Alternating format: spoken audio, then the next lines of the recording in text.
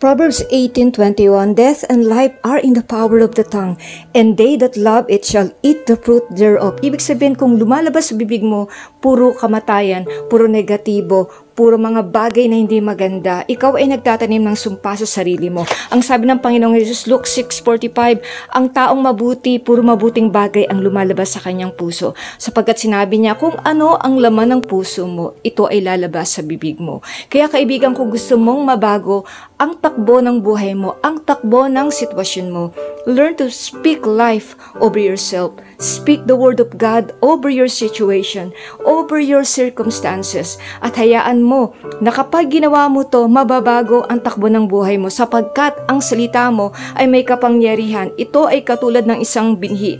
Ito ay mangyayari. Speak life over your life.